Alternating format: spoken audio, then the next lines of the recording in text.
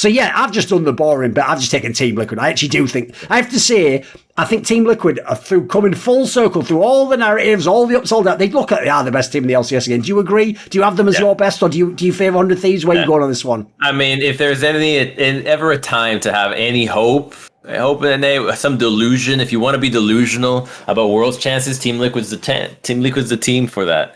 They really look so much better, and I think part of it is that, like you said, this roster is so stacked, right? Before the season started, before you even saw the results, the roster is stacked, and that usually means that you got veterans. You got players that have experience that you can count on when it comes to playoffs, when it comes to big series.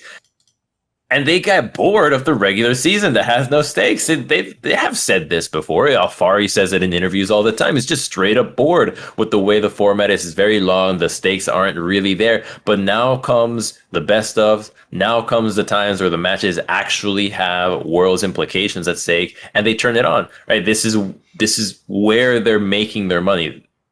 The org doesn't really give a shit if you don't do well in the regular season, as long as you win, as long as you show up, as long as you go to Worlds. That's what they really care about. So this is what the players also care about. So I think that turning it on now is not a surprise to me, but the way that they have overcome how much shit happened to them is really impressive. I had no faith in this team when they didn't have Santorin. I thought that they're really just not going to go far. But when Santorin came back, it's like, all right, now you actually have a way to unlock your laners, because that was the biggest problem. There was no synergy between working with Alphari, working with Jensen, and especially with CoreJJ. And, it's not Armeo's fault. I just think Santorin is a stronger player, but when he's on the team, they look so much better. I don't think the other teams really look close, and they're still playing to Alphari's style. They're still playing to his same champion pool, the same top 4 picks that are always relevant. The thing is, his pool is literally the most dominant. I know. He's amazing on them all as well. Right? Like, it's like if somebody went to a coach, one of these online coaches, and asked him, "Hey, I want a champion pool, and I just want to win lane. Like, what champions should I want to play?" It's just all of Alphari's champs. It's Gangplank, it's Gnar, it's Jace, then maybe it's a Camille, maybe it's a Renekton, and that's about it. But you're not banning him out because there's too many other broken shit in the game, and he's always going to get one of this, and the team is always going to play around it, and you're just going to get crushed in lane against it, and it works. No one's good enough to keep up with it. And so TL can just continue to play this way, and no laner is actually good enough to play against it. It's been pretty obvious. And when he has Santorin, when he's got CoreJJ helping him out, it's just no one can match him. Right? It's just too good in lane, and with the team to back him up, you can only fight this if you have players of the same caliber that have matchups that are just as good into it, that they have the same champion pool to fight these champs with, and then you have to have a jungler and a support to do it. And I just don't think there's anyone in NA that currently has this. Cloud9 won't be able to keep up with this.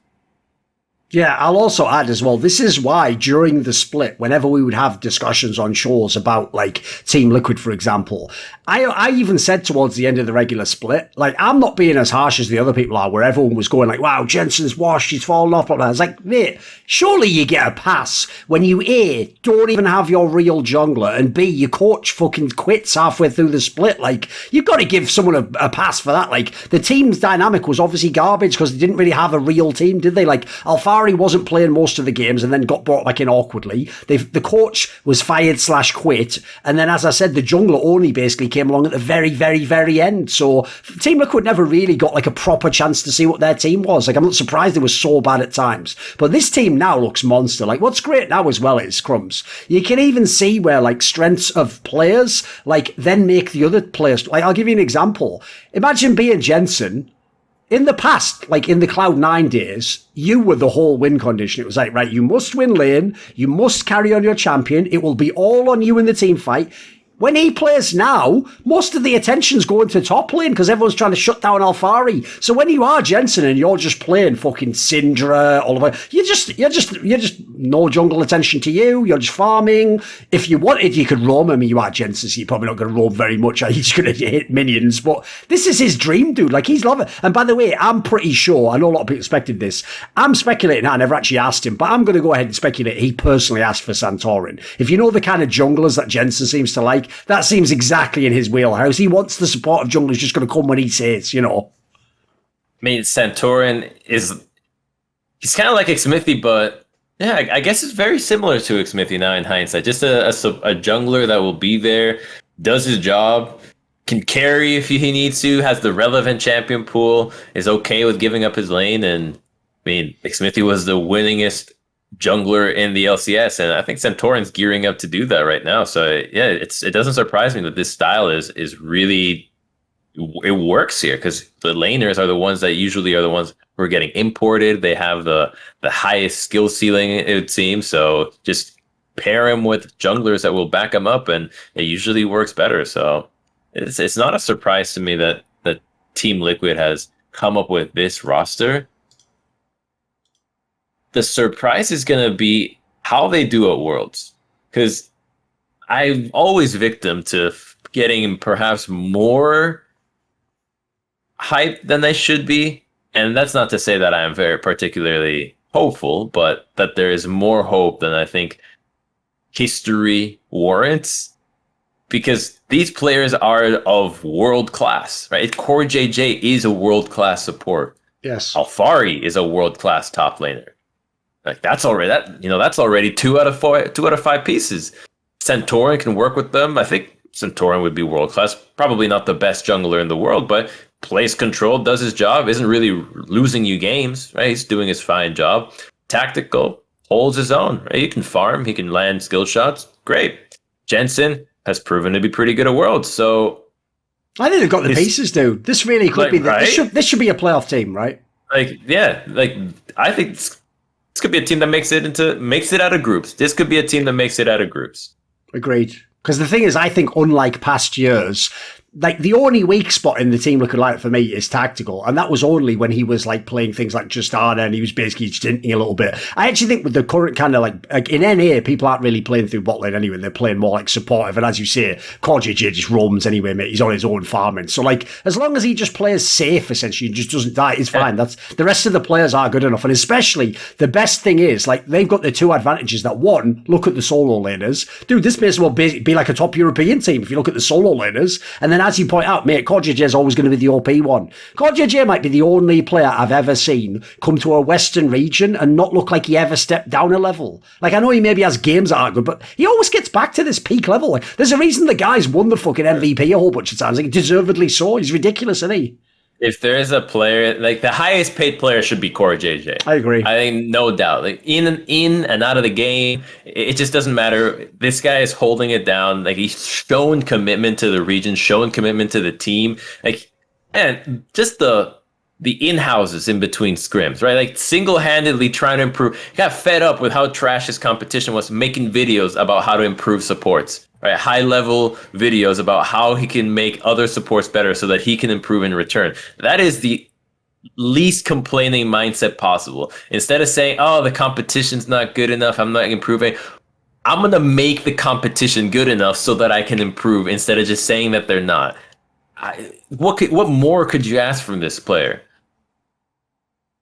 Right, what about this then? One thing I want to ask you about in the draft, actually, is when 100 Thieves played against EG, actually, funnily enough, in that series, bizarrely, Abidage just picked Ryze in all matchups except one, right?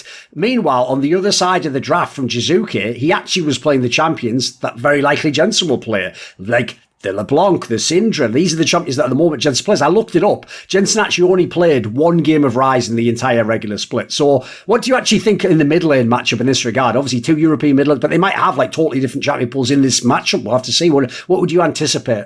I think Ryze is super high priority. I think before playoffs even started, I thought Ryze was going to be crazy good. If not just because EG was playing it and showing everybody how good he was, the rest of the team was really seeing how powerful he was. Got buffed, is a lost chapter champion. So there's a lot to go for when it came to Ryze. People started playing TF, but realized, hey, we can't team fight with this. Side lane's not that good. Who can we make global plays with? Ryze fit that wheelhouse as well. Easy to set up ganks, has some good matchups. So I did think that Ryze was going to be really, really important.